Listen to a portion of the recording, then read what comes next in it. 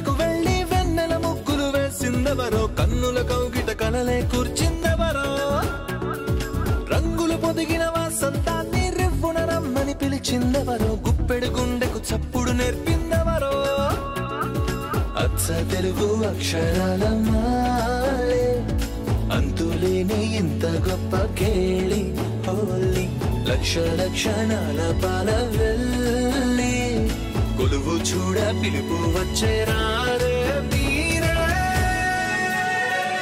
నింగికి నేలకు మధ్యన జరిగే వైభోగాన్ని చూతము రండి, సిరితో శ్రీహరి అడుగులు కూడా వేళ, ఈ కళ్యాణపు వైభోగానికి కొత్తగా పేరేం పెడదామండి, ముల్లోకాలకు కబురే పెట్టండర్రా.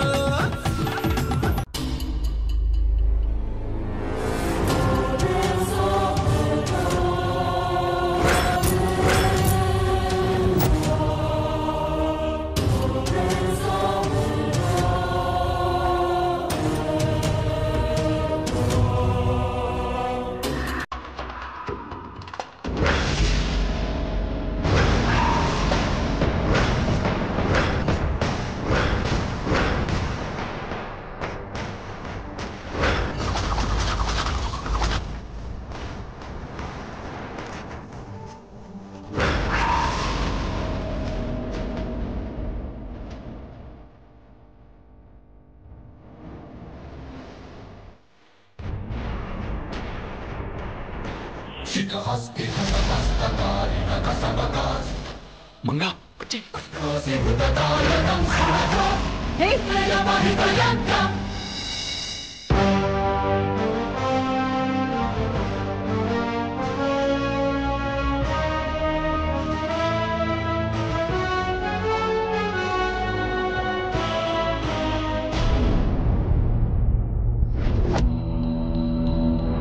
What happened to you, Mom? నీకేమైంది? నేను ఇప్పటికీ బిలీవ్ చేయలేకపోతున్నాను.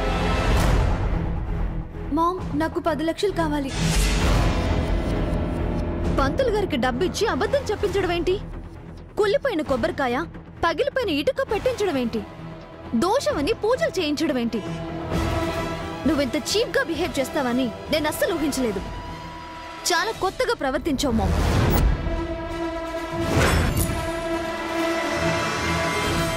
నన్ను నువ్వు జై వాళ్ళ ఇంటికి పంపించింది ఆ ఫ్యామిలీని అర్థం చేసుకోవడానికి కాదు, నన్ను జైని విడగొట్టడానికని ఇప్పుడు అర్థమవుతోంది మామ్.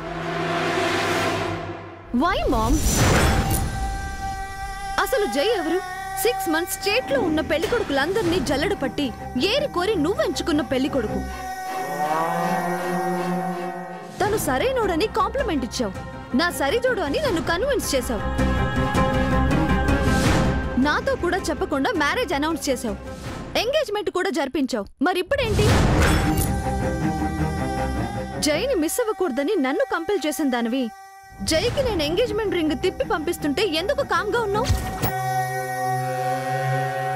జై నన్ను తిరిగి కన్విన్స్ చేసినప్పుడు ఎందుకు షాక్ అయ్యావు? జైని నన్ను విడదీయాలని ఎందుకు ప్లాన్ చేస్తున్నావు?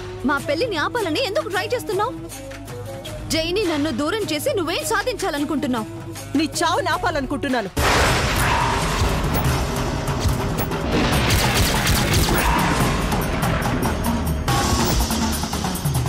వాట్? ఎస్, ఈ పెళ్లి నాపి నీ చావు నాపాలనుకుంటున్నాను. నా చావేంటి? ఈ పెళ్లి జరిగితే నువ్వు చనిపోతావు. ఓ, చీరాల నుంచి హైదరాబాద్కి రాగానే డెత్ నీ నుంచి నాకు షిఫ్ట్ అయిందా? ప్లేస్ మారేసరికి జాతకం కూడా మారిందా? నీ ప్రాణాలు పోతాయని చెప్పడానికి పంతులకి నువ్వు డబ్బులిచ్చావు, మరి నా ప్రాణాలు పోతాయని చెప్పడానికి నీకు మనీ ఎవరిచ్చారు mom? I'm not joking Nitya. I'm also serious mom. ఇంకా ఎందుకు నన్ను మభ్య పెడుతున్నావు? ఎందుకు నాతో అబద్ధాలు చెప్తున్నావు? నేను అబద్ధం చెప్పట్లేదు నిత్య. ఈ పెళ్లి జరిగితే నువ్వు నిజంగానే చనిపోతావు. ఎలా చనిపోతాను? జై నన్ను చంపేస్తాడా? వాళ్ళ ఫ్యామిలీ నన్ను చంపేస్తుందా? ఆ వంశానికున్న శాపం నిన్ను చంపేస్తుంది. శాపం ఏంటి? నేను చెప్తానమ్మా.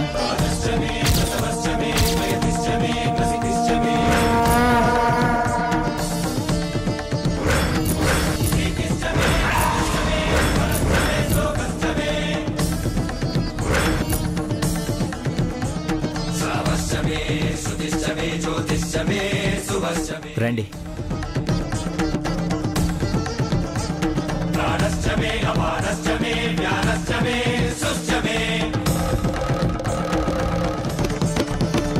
మీరు దేవీపురం వాళ్ళు కదా? అవును, నేనే వీళ్ళని తీసుకొచ్చాను. ఎందుకు మావయ్య? శాపం గురించి నీకు తెలియడానికి. ఆ శాపం ఏంటి? దశాబ్దాల కిందట మా పూర్వీకులు సూర్యదేవర వంశానికి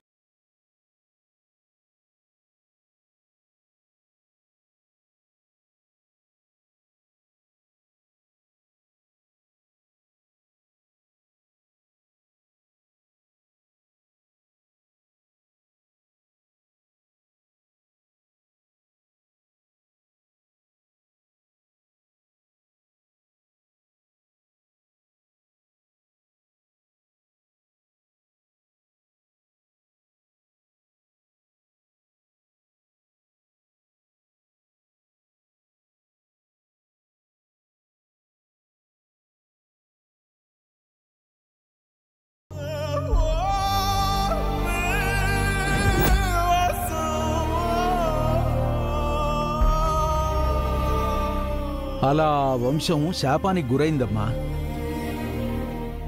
ఆ ఇంటి కోడళ్ల మరణాలు మొదలై ఇప్పటికీ కొనసాగుతున్నాయి. మీరు నిశ్చితార్థం చేసుకున్న వరుడి తల్లి కూడా శాపవశాత్తు మరణించింది. ఈ శాస్త్రి గారి ద్వారానే మాకు ఆ శాపం గురించి తెలిసింది. పాపం ఆ రోజు శాస్త్రి గారు మీ నిశ్చితార్థాన్ని ఆపాలని శతవిధాలుగా ప్రయత్నించారట.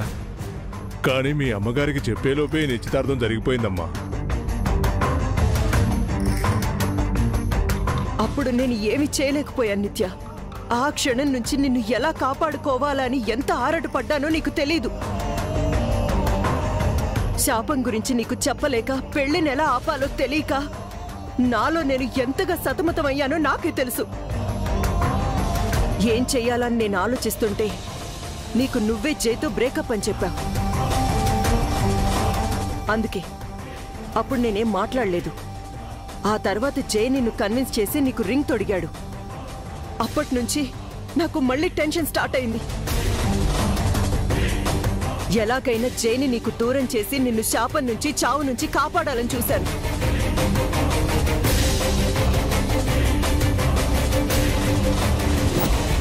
నిత్య,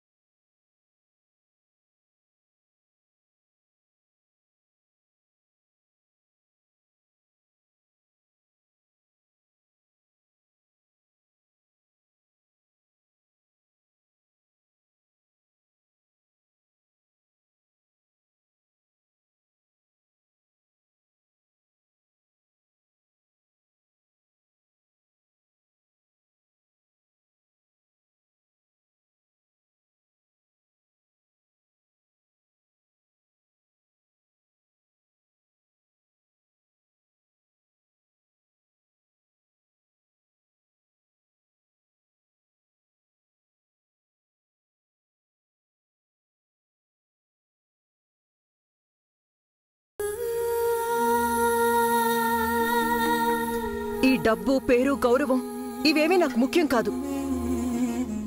నువ్వు ముఖ్యం. నువ్వు నాకు కావాలి. 10 కాలాల పాటు నువ్వు పచ్చగా ఉండాలి, హాయిగా ఆనందంగా బతకాలి. ఇది నా స్వార్థం అనుకో, తల్లి ప్రేమ అనుకో. ఇంతటితో నువ్వు జైని మర్చిపో. ఇంకీ పెళ్లి జరగదు.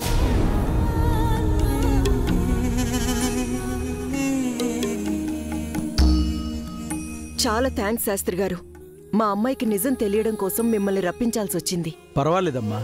అమ్మాయి ప్రాణాలు దక్కాలన్నదే మా అభీష్టం. చల్లగా ఉండండి. పిలిచిన వెంటనే వచ్చినందుకు మీకు నా కృతజ్ఞతలు. దాందే ఉందమ్మా. మంచి పని వెంటనే చేయాలంటారు, అందుకే వచ్చాం. రిషి, వాళ్ళని క్షేమంగా ఊరికి పంపించు. సరే అక్క, పదండి. శుభం తల్లి. రిషి, నిన్న రాత్రి వచ్చిన అమ్మాయి గురించి ఫుల్ డీటెయిల్స్ నాకు కావాలి. అలాగే అక్క.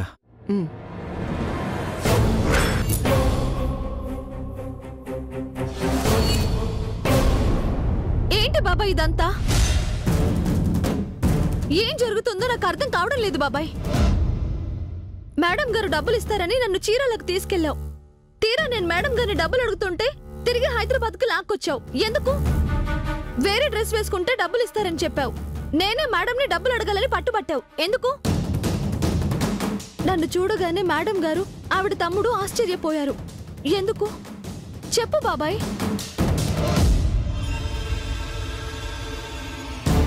నీ ప్రశ్నలకు సమాధానం చెప్పడానికి ముందు నువ్వు హైదరాబాద్ వచ్చినప్పటి నుంచి నీకు జరిగిన సంఘటనల గురించి చెప్పాలి. వాటికి దీనికి ఏంటి సంబంధం? సంబంధం ఉంది మంగ.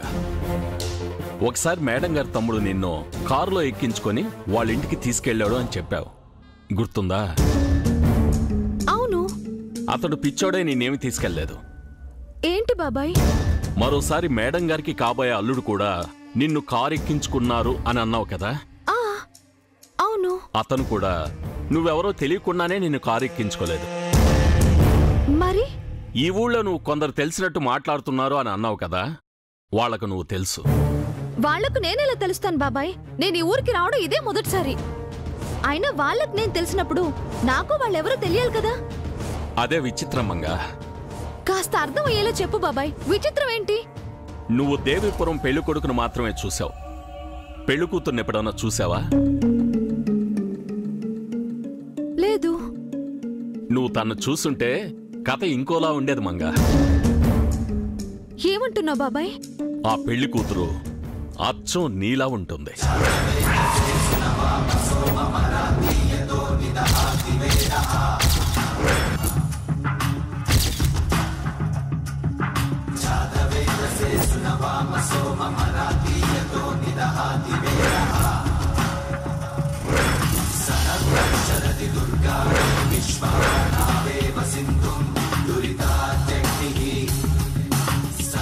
ఏంటి బాబాయ్ నువ్వు చెప్పేది? ఈ ఊరికి నువ్వెవరో తెలియదు, కానీ నీ మొహం తెలుసు. కన్ను, ముక్కు, నోరు, ఎత్తు, బలం ముమ్మూర్తులా నువ్వు మేడం గారి కూతురులా ఉన్నావు. మీ ఇద్దరు పక్క పక్క నిల్చుంటే కవల పిల్లలా ఉంటారు.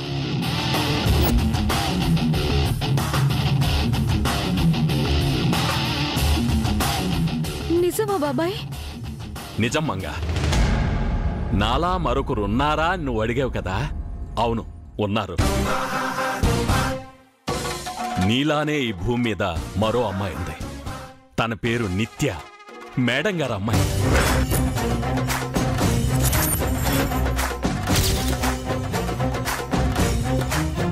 దేవీపురం పెళ్లి కొడుకు చేసుకోబోయే పెళ్లి కూతురు.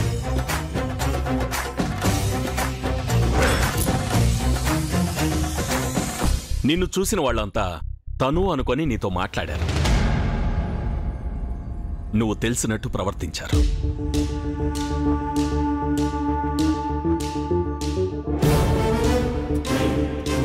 నువ్వు చేసిన పని నీకెంత నచ్చిందో గాని నాకు చాలా బాగా నచ్చింది.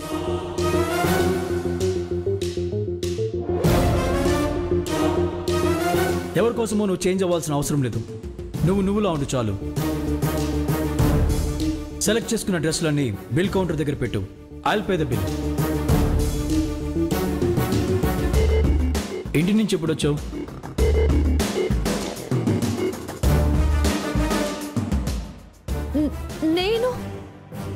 నేను తనలా ఉండటం ఏంటి బాబాయ్? ఒకే రూపంలో 7 మనుషులుంటారంట ఈ ప్రపంచంలో. నీలా మరొకరున్నారా అని నువ్వు నన్ను అడిగినప్పుడు కాదని కొట్టిపారేశాను. కానీ చీరాల్లో మేడం గారి అమ్మాయిని చూసిన తర్వాత నీ అనుమానం నిజమని తెలిసింది. నువ్వు చెప్పిన విషయాలన్నీ గుర్తొచ్చాయి. మీ అమ్మను ఎలాగైనా బతికించుకోవాలన్నా నీ ఆరాటం కళ్ల ముందు మెదిలింది. మేడం గారికి ఒకటే కూతురు. తనేమడిగినా కాదందు. తన కూతురు రూపంలో ఉన్న నువ్వు ఆ కూతురు వేషంలో ఆవిడ్ని నువ్వు డబ్బడిగితే ఇస్తుందన్న ఉపాయంతో నీకు మోడ్రన్ డ్రెస్ వేయించి మేడం గారి దగ్గరికి పంపించాను. ఆ ఇంట్లో పనిచేసిన 4 రోజుల్లో మేడం గారు నిన్నెప్పుడూ చూడలేదు. ఆ ధైర్యంతోనే నిన్ను పంపించాను. దురదృష్టం, అప్పుడే మేడం గారి తమ్ముడు చిన్న మేడంని నిన్ను ఒకేసారి పెద్ద మేడంకి చూపించాడు. అందుకే మేడం గారు షాక్ అయ్యారు. ఆ కోపంలో మేడం గారు నిన్నేమన్నా చేస్తుందేమోనని భయపడి వెంటనే నిన్న అక్కడి నుంచి లాక్కొచ్చాను. ఇది మంగా జరిగింది. మంగా, తప్పు చేసావు బాబాయ్. మనకు అన్నం పెట్టి జీతం ఇస్తున్న మేడం గారిని మోసం చేయాలని చూసావు. ఎప్పుడు ఎవరిని మోసం చేసి ఎరగని నన్ను కూడా ఆ తప్పులో తల దూర్చేలా చేశావు. తల వంపులు తెచ్చావు బాబాయ్. తప్పే ఉంది మంగా. తల తాకట్టు పెట్టైనా మీ అమ్మ ప్రాణాలు కాపాడాలనుకున్నాం. మీ అమ్మకి ప్రాణాంతకమైన జబ్బిచ్చిన ఆ దేవుడు నీకు మేడం గారి కూతురు రూపం ఇచ్చాడు. ఆ పోలికలను అడ్డు పెట్టుకుని మీ అమ్మ ప్రాణాల్ని దక్కిద్దామనుకున్నాను. అది మోసం అంటున్నాను. మీ అమ్మ బ్రతికాక జీవితాంతం మేడం గారి దగ్గర బానిసల్లా పనిచేద్దాం అనుకున్నాం కదా. మోసం చేయకుండా డబ్బులు తీసుకుని బానిసల్లా పనిచేసినా పర్వాలేదు బాబాయ్. మరి బతిమలాడితే ఆవిడిచ్చిందా? వాళ్ళకి దయా జాలి లేవు. కానీ మనకు నీతి నిజాయితీ ఉండాలి. మీ అమ్మ హాస్పిటల్లో ఉందే.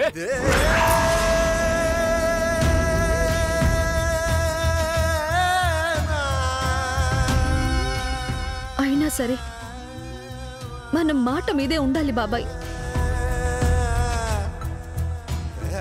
ఆపదలో ఉన్న నా కన్న తల్లి కోసం మరో తల్లిని మోసం చేయను.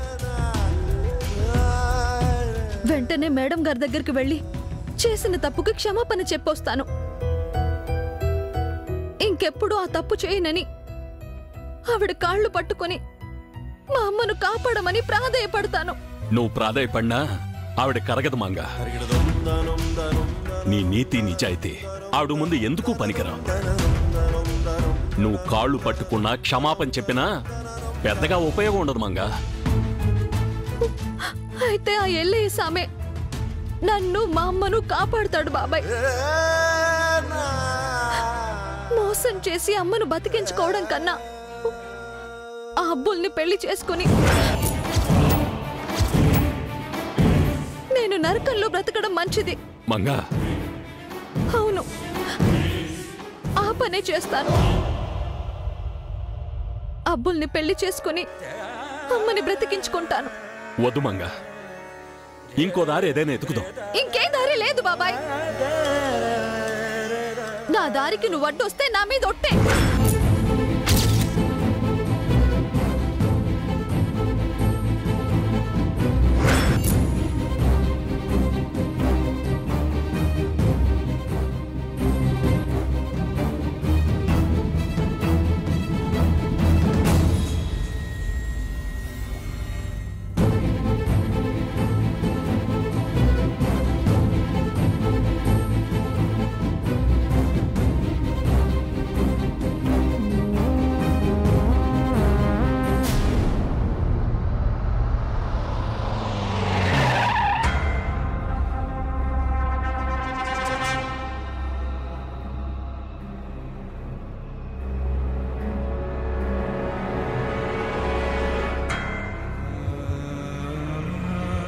అక్క, ఆ అమ్మాయి పేరు మంగ తాయారు. ఊరు ఆత్రేయపురం. తల్లి మాత్రమే ఉంది. ఆవిడ గుండె జబ్బుతో బాధపడుతోంది. చిట్టీల రాణి అనే ఒక లేడీ మంగ తాయారుకు డబ్బులు ఎగ్గొట్టి హైదరాబాద్ పారిపోయి వచ్చింది. తనని వెతుక్కుంటూనే మంగ తాయారు ఇక్కడికి వచ్చింది. చిట్టీల రాణి దొరికే వరకు తను ఈ సిటీలో ఉండాలి కాబట్టి మన ఇంట్లో పనికి చేరింది. 4 రోజులు తను ఈ ఇంట్లో ఉన్నా నువ్వు తనని చూడలేదు. తనతో పాటు వచ్చిన దుబాయ్కి తనకి ఏ రిలేషను లేదు. కేవలం తన ఊరివాడు అంతే. మంగ తాయారుకి సిటీలో ఆశ్రయం ఇచ్చిన పెద్ద దిక్కు. మంగ తాయారు వాళ్ళ అమ్మను ఇక్కడ హాస్పిటల్లో అడ్మిట్ చేశారు. పరిస్థితి సీరియస్గా ఉంది. అందుకే మన నిత్య తనలాగా ఉందని తెలుసుకుని నిత్య గెటప్లో వచ్చి నిన్ను మనీ అడిగింది. మంగని నన్ను ఒకసారి కలవమని చెప్పు. ఎందుకక్కా? పనుంది. ఇప్పుడు వాళ్ళ అమ్మ ఉన్న కండిషన్లో మంగ పనిలోకి రావడం కష్టమేమో అక్క. పనంటే ఇంటి పని కాదు, చెప్పింది చెయ్యి. ఇంకో విషయం, నిత్యకి తనలా మరొకరున్నారన్న విషయం తెలియకూడదు. అర్థమైందా? అలాగే అక్క. నిత్య ఎలా ఉంది? గదిలో ఏడుస్తూ ఉండుంటుంది. చావు తప్పిందని సంతోషించక ఏడవడం ఎందుకు? ఎంతైనా జైని ప్రేమించింది కదా, మర్చిపోవడానికి కాస్త టైం పడుతుంది. ఏదోలా త్వరగా జైన్ మరిపించేసి నిత్య నన్ను ఇష్టపడేలా చేసుకోవాలి.